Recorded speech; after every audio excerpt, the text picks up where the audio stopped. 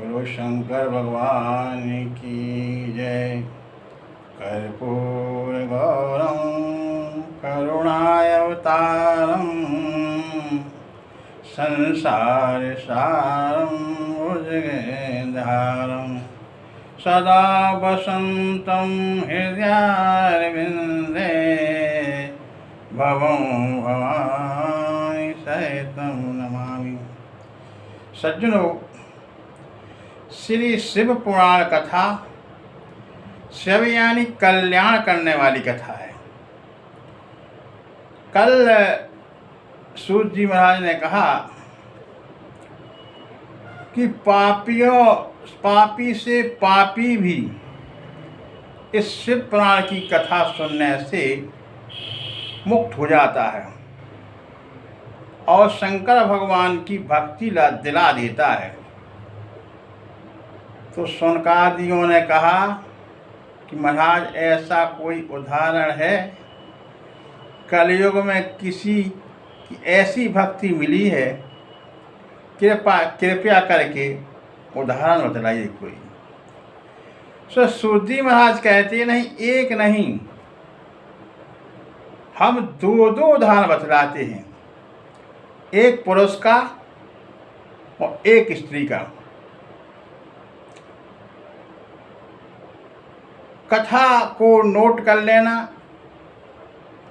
Pen से लिख लेना, माताएं बहनें भी इसको अलग से लिख लेना, क्योंकि हम साधारण भाषा में समझाएंगे।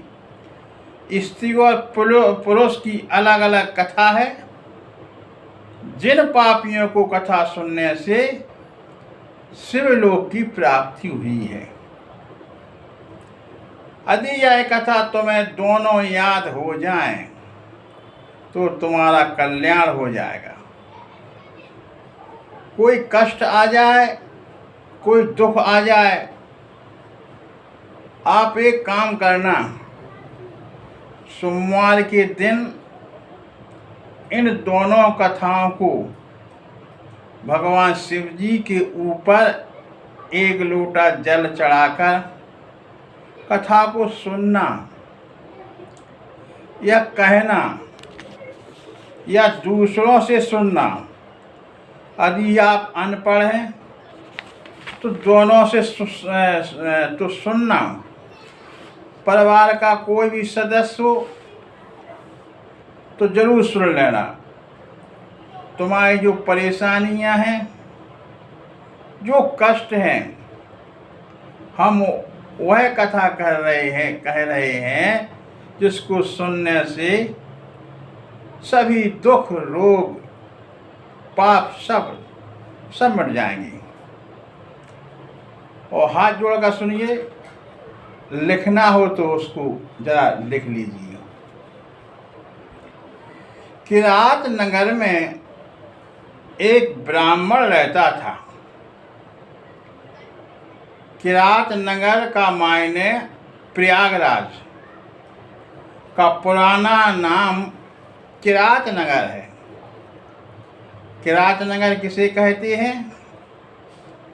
प्रयागराज को तो जानते हो, जहाँ गंगा, यमुना और सरस्वती तीनों नदियाँ बहती हैं। कुंभ का मेला लगता है। आप लोग भी, कई लोग गए होंगे। उस किरात नगर में एक बालक का लड़का रहता था। उस बालक का नाम क्या था? देवराज। वह बचपन से ही शराब पीने लगा और उसने एक तलवार खरीद ली और उसने क्या काम किया, जंगल में जाकर जो कोई आता उसको मारता और उसका धन ले लेता था। कपड़े, धन आदि जो कुछ ही मिल जाए उसको वह ले लेता था। उसका बहुत आतंक हो गया। और वह लोगों को मार मार कर खूब पैसा कमाने लगा। ये देवराज शराब पीकर नशे में इतना धुत हो गया कि एक तालाब के किनारे देवराज बेहोश हो गया। पास में एक वेश्या रहती थी। वह नाच गान करके लोगों का पैसा इकट्ठा करती थी और लोगों को रूप दिखाकर लोगों को बहुत ठगती थी। उसका नाम था शोभावती। शोभावती ने देखा कि देवराज इस समय शराब के नशे में बेहोश है, यह बलवान है, यह पैसा कमाता है, लोग इससे डरते हैं, इसके पास धन भी खूब है और बल भी खूब है। उस वेश्या ने सोचा कि इसे नशे की हालत में अपने कोठे पर ले आऊं और कोठे पर लाकर इससे झूठ मूठ की शादी कर ली जाए और जब यह मोहित हो जाएगा तब इसकी जायदाद हड़प कर लूं। जब तक कमाता रहेगा तब तक तो इसके लिए रखूंगी और दिन कमाने के लायक नहीं रहेगा तब उसकी जायदाद लेकर उसको भगा दूंगा।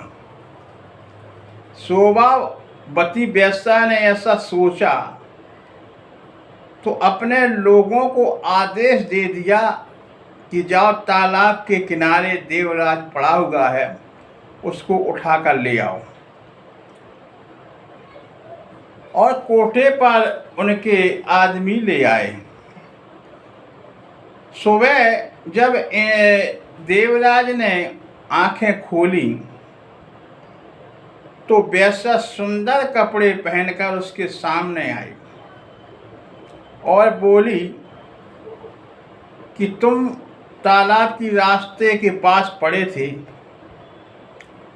इसलिए मैं उठाकर ले आई हूँ, लेकिन ना जाने मेरा मन ऐसा क्यों हो गया है कि आपके साथ शादी करके आपको अपना पति बनाकर आपके साथ सेवा करती रहूं, जिससे यह मेरा गंदा धंधा भी छूट जाएगा और आपसे मेरा नाता हो जाएगा। देवराज भी वेश्या की बातों में आ गया और उसने शादी कर ली। देवराज तो सच्ची भावना से की थी, लेकिन वेश्या ने झूठ मास्की की थी, उसमें सच्चाई नहीं थी।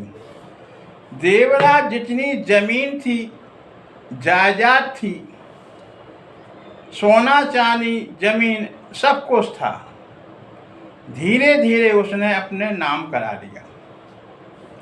जब सारी जायदाद वेश्या ने देवराज से हड़प ली, एक दिन जब देवराज बुढ़ा हो गया, जब आदमी बुढ़ा हो जाता है तो वह ना तो किसी को मार सकता है, ना काम कर सकता है, ना धन कमा सकता है। उसकी क्या हालत होगी जरा ध्यान से सुनिए। आँखों में पड़े जाएगा जाला, आँखों में पड़ जाए जाला, ओ कानों में लग जाएगा ताला, आँखों में पड़ जाएगा जाला, आँखों से दिखेगा नहीं और कानों में लग जाएगा ताला। जब बुढ़ा हो जाता है तो आँखों से दिखता नहीं है, न कानों से सुनता है, फिर नाक से बहेगा नाला, नाक से नाला बहता रहेगा और फिर लाठी से पड़ेगा पाला। तेरी जिंदगानी में यही है, और खड़े खड़े gue करोगे मलमूत्र, और पड़ा पड़ा चारपाई पे होगी थूकदानी। ऐसी हालत हो जाती है, बुढ़ा हो जाता है तो इस प्रकार की हालत हो जाती है। तो ऐसे समय में कमाओगे क्या? सोचो क्या दशा होगी जब बुढ़ापे में कोई तुम्हारा साथ नहीं देगा, पत्नी हाथ खड़े कर लेगी, परिवार भी तुम्हारी एक भी बात नहीं सुनेगा।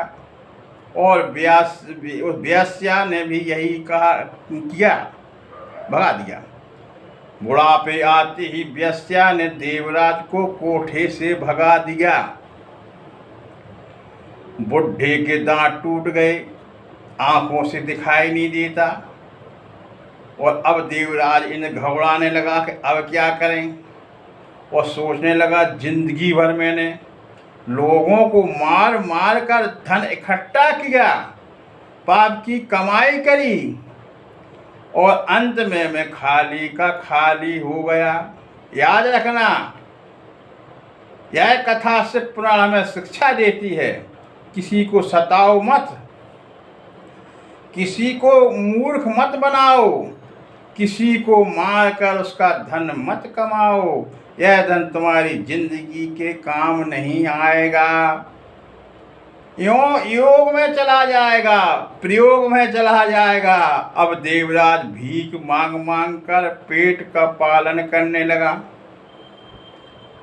एक दिन की बात है, वह दुराचारी काम्हा देवराज व्यास्या से ने जब कोठे से निकाल दिया तो देवराज ने लोगों के साथ एक गांव में चला गया। वहाँ पर शिवरात्रि थी। उसने सोचा शिवरात्रि की लोग पूजा कर रहे हैं, क्यों ना हम 4 पहर की पूजा कर लें। और वहीं शिव पुराण की कथा चल रही थी, तो मरते समय कुछ शिव पुराण भी सुन लें तो 4 पहर निकल जाएंगे, प्रसाद भी खूब खाने को मिलेगा, भोजन ही मिलेगा और प्रसाद ही मिलेगा। कुछ काम कर लेता था। पूरी शिव पुराण की कथा सुनी। एक रात्रि के समय भक्त पूजा कर रहे थे, और पूजा करने के बाद भक्त सो गए। तो देवराज चोरी करने के लिए मंदिर में घुसा, दीपक जलाया और चोरी का सामान उखाड़ने लगा। तब सोए हुए आदमी जाग गए, पकड़ लिया और देवराज को इतना मारा कि उसको बुखार आ गया। और 1-2 महीने में वह नमो नमः खत्म हो गया। जैसे ही यम के दूत आए, तुरंत दूत आ गए, और इमरा उसी समय शिव के भी गड़ आ गए। यम के दूत कहने लगे ये बड़ा पापी है, इसने जिंदगी भर पाप ही पाप किए हैं, इसलिए यह हमारा अधिकारी है। लेकिन शिवगणों ने कहा कि उसने मरते समय जिसने शिव पुराण सुन ली है उसके से महापाप मिट गए हैं। यह शिव महापुराण ऐसी कथा है जो एक बार सुन लेता है उसके सारे पाप 7 जन्म के मिट जाते हैं। 1 जन्म की तो बात छोड़ो। और विमान में बैठाया गणों ने, और किसको बैठाया, जोर से बोलो, देवराज को। वो आशीर्वाद दिया, और आज से कैलाश पर भगवान शिव जी ने उनको आशीर्वाद दिया देवराज के लिए कि जाओ आज से तुम हमारे गढ़ बनकर कैलाश में निवास करना। बोलो शंकर भगवान की जय। यह शिव महापुराण है, यह शिव महापुराण है। ओम नमः शिवाय। यह तो हुई पुरुष की बात। अब आप सुनिए, सूत जी महाराज कहते हैं कि ऋषियों एक पुरुष की कथा सुनाई, अब हम एक स्त्री की कथा सुनाता हूँ। बक्सर नगर में एक नगर था, समुद्र के किनारे उस गांव में जितने भी लोग रहते थे सारे के सारे पापी थे, जुआ खेलते थे, चोरी करते थे। पूरे गांव में ऐसे ही पापी थे जो पाप किया करते थे। उसी गांव में एक बिंदुक नाम का ब्राह्मण भी रहता था। उसकी शादी हो गई। उसकी पत्नी का नाम क्या था? चंचला। बिंदुक भी पाप करता था। एक दिन बिंदुक को सर्प ने काट लिया, डस लिया। शाम के बिंदुक की मृत्यु हो गई। जब मृत्यु हो गया तो वह सीधा नरक में पहुंचा और नरक भोगकर 21 नरक भोगने के बाद उसको राक्षस बनाया जाता है। जब इतना गलत काम करता है, पाप करता है, तो उसको भगवान यमराज उसको नरक योनि में डाल देते हैं। 21 नरक योनि के बाद फिर उसको राक्षस बना दिया जाता है। वह विंध्याचल पर्वत पर राक्षस बना गया। इधर पति के मृत्यु के बाद चंचला और घोर पाप करने लगी। उसकी पत्नी जो चंचला थी वो भी घोर पाप करने लगी। पूरी जिंदगी चंचला ने पाप ही पाप में बिताई। लेकिन जब बुढ़ापा आया तो समझ में आया। जब बुढ़ापा आता है तब समझ में आता है। तब समझ में आया क्योंकि किसी ने भी चंचला को बुढ़ापे का साथ नहीं दिया। बुढ़ापे में चंचला भी भीख मांग मांग गांव में मांग मांग कर पेट भरने लगी। एक दिन गांव के लोग बाग मेले में जा रहे थे तो चंचला भी मेले में चली जाती है और वहाँ मेले में पहुंचकर ग्रामवासी आगे निकल गए। चंचला भूल गई। चंचला ने देखा मेरे साथी तो कहीं निकल गए। तब उसने देखा कि एक पंडाल में शिव पुराण चल रही है। उसने देखा कथा सुन ली जाए तो हमारे साथी यही मिल जाएंगी और जब कथा का विश्राम होगा तो पूछ लूँगी। देखा वहीं प्रसाद ही मिलेगा। तो चंचला शिव पुराण की कथा सुनने लगी। बोलो हर हर महादेव। उस दिन शिव पुराण की कथा में शिव पुराण सुनाने वाले महात्मा ने सुनाई कि भक्तों, संसार में जो पाप करता है उसी को उस पाप को भोगना पड़ता है। अपने द्वारा किया गया पाप अन्य कोई नहीं भोगता और पापी जिंदगी भर पुण्य नहीं करता है। पापी जब मरता है तो पापी के यम उसे ले जाते हैं। उसको जाकर नरक में उफलते हुए तेल कढ़ाई में डाल देते हैं और मूसलों से मारते हैं। 21 कुंभिक नरक में ले जाते हैं और अंत में उसको राक्षस का शरीर दे देते हैं जिससे वह पाप ही पाप करता है। चंचला ने जब कथा सुनाने वाले के मुख से सुना तो चंचला थर थर कांपने लगी। और जब कथा का विश्राम हुआ तो चंचला कथा सुनाने वाले महाराज के पास गई और चरणों में गिर पड़ी और हाथ जोड़कर प्रार्थना करने लगी। हे महाराज, अभी आरती मत करना, मेरी बात सुन लो। संत ने पूछा, हे देवी तू कौन है? चंचला रोने लगी, महाराज मैं बड़ी पापनी हूँ, जिंदगी भर मैंने पाप ही पाप किया है। हे गुरुदेव, मैं पापनी हूँ, मैं दुखारी हूँ। आज पहली बार सत्संग में कथा सुनने को मिली है और जिंदगी में अगर किसी से पाप किया हो तो जिंदगी में उसको पाप को खुद भोगना पड़ता है। और यम के दूत ले जाकर उफलते हुए तेल में डाल देते हैं और कोड़ों से मान लगाते हैं तो महाराज वही पापनी है। मेरी उम्र समाप्त हो गई है। यम के दूत ही मुझे ले जाएंगे और मुझे मूसलों से मारेंगे, कड़ाई में भी डाल देंगे। बचा लीजिए हे प्रभु, मुझे बचा लीजिए। जब चंचला थर थर कांप रही थी तो रोका चंचला कह रही थी, एक बात बता दूं, संसार का ऐसा कोई नहीं है जिसने पाप ना किया हो। गुरुदेव कहते चंचला से, संसार में ऐसा कोई व्यक्ति नहीं है जिसने पाप ना किया हो। अनजाने में जाने में पाप निश्चित करते हैं, हम कर बैठते हैं, संत कर बैठते। संत कहते हैं, शिव पुराण कहती है कि पाप करना कोई बड़ी बात नहीं है। पाप कर लो, कोई बड़ी बात नहीं है। गलती करना कोई बड़ी बात नहीं है। इंसान का शरीर भी ऐसा ही है, तन मन से वचन से जाने में अनजाने में जाने कितने हमसे पाप होते हैं।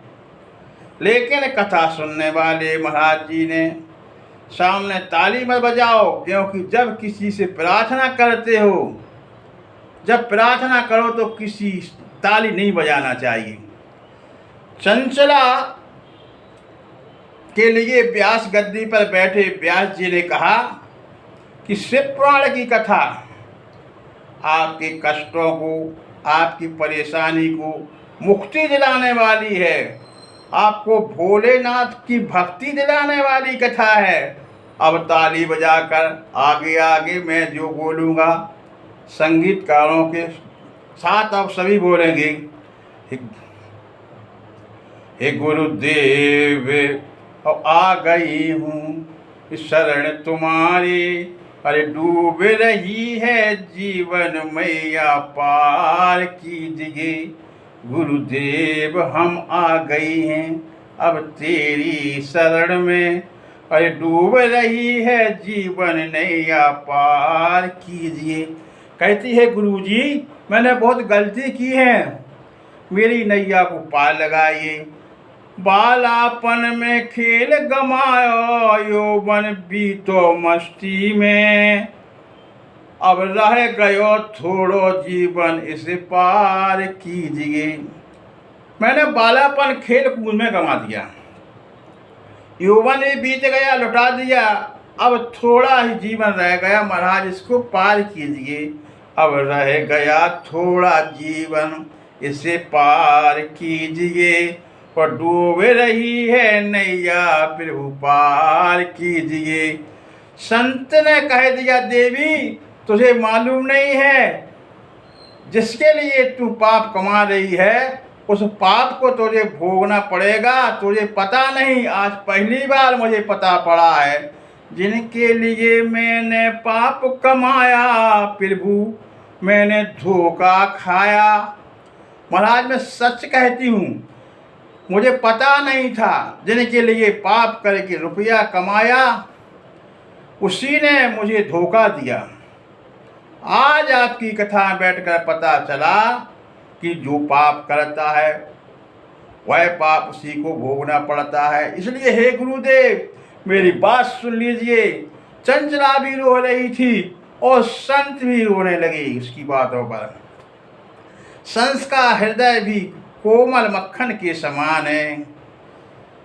संत का संत स्वभाव नव नीत शवाना, मक्खन की तरह होता है संतों का स्वभाव, और उसे दुख देखकर कभी दुख नहीं होता, लेकिन भक्तों दुखों को देखकर हृदय पिघल जाता है।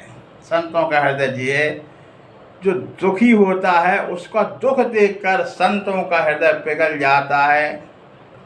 और संत ने पूछा, तुझे क्या चाहिए?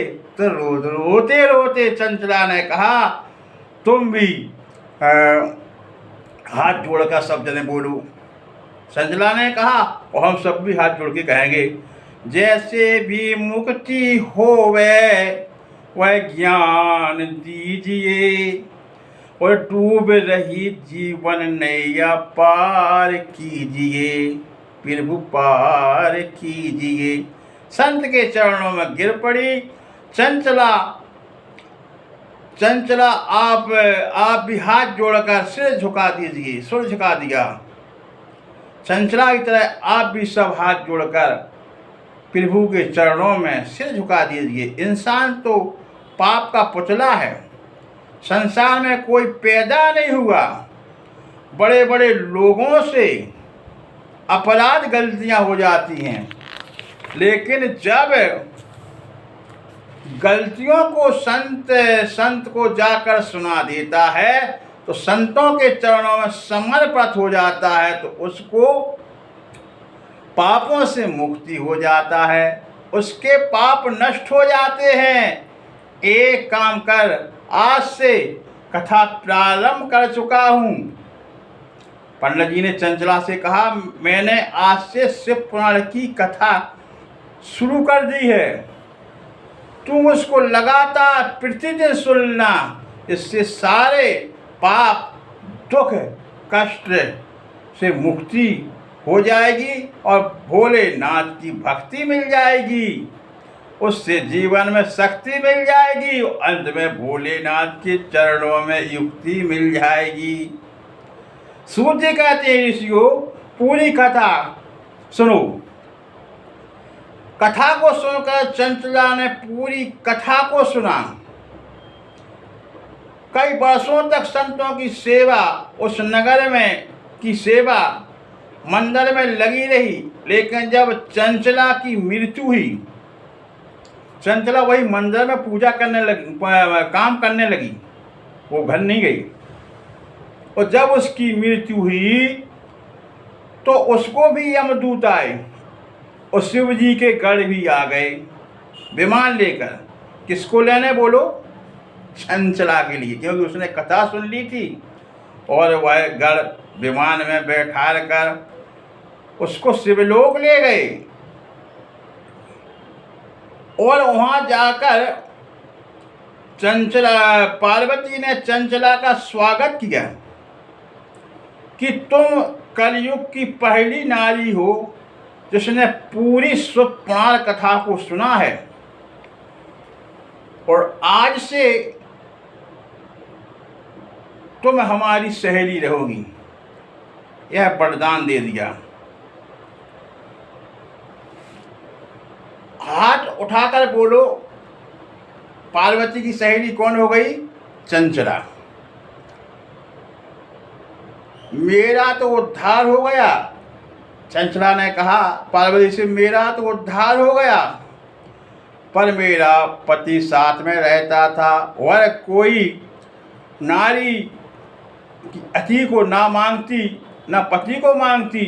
मेरा पति ठीक हो जाए, मैं पति को नहीं मांगती।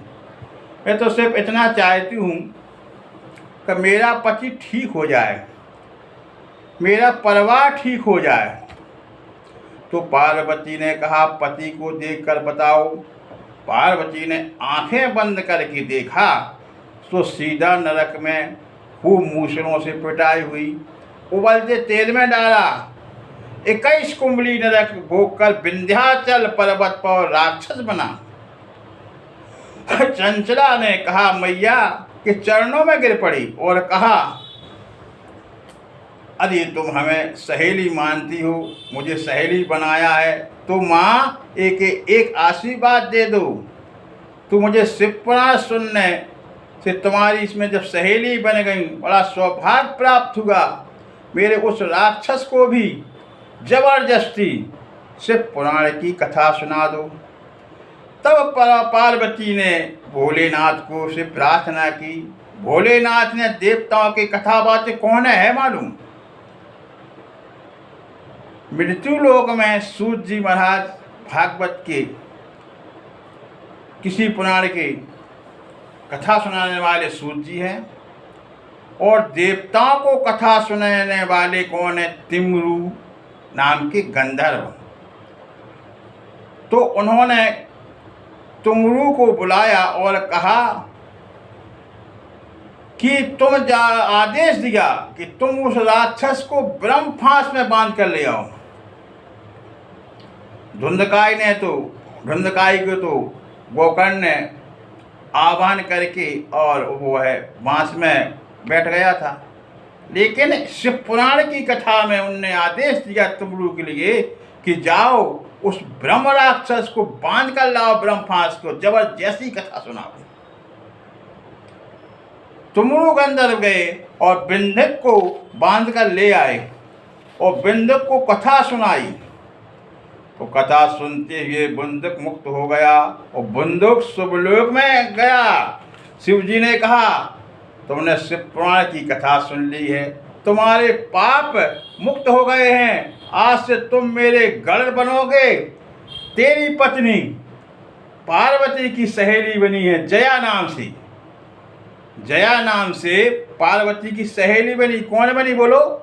चंचला, जो जया नाम से विख्यात होगी। और तू मेरा मुखगढ़ रहेगा। मुखगढ़ कौन है बोलो? नंदी बनकर तू विख्यात होगा। वही नंदी जो ब्रह्म राक्षस था, बांधकर जबरदस्ती कथा सुनाई गई। और भगवान भोलेनाथ हैं वर देने में, तो उनका पूछना ही क्या, उनने मुखगढ़ बना दिया, जो नंदी नाम से आज भी विख्यात है। बिंदु को क्या बना दिया? बिंदु को क्या बना दिया? नंदी। मुखगढ़ का नाम सुना होगा, नंदी गढ़ बन गया।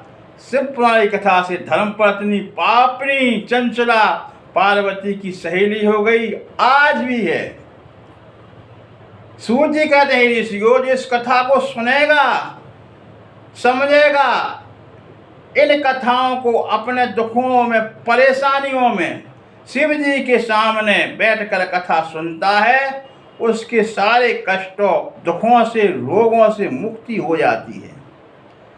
यह दोनों कथा सोमवार के दिन भगवान भोलेनाथ को सिर्फ जल चढ़ाकर सुनना, कोई भी परेशानी है, रोग हो, दोग हो, सभी मिल जाएंगी। बोलो भोलेनाथ भगवान की जय, शिव पुराण की आरती कीजिए, शिव चरणों में ध्यान कीजिए। बोलो हर हर महा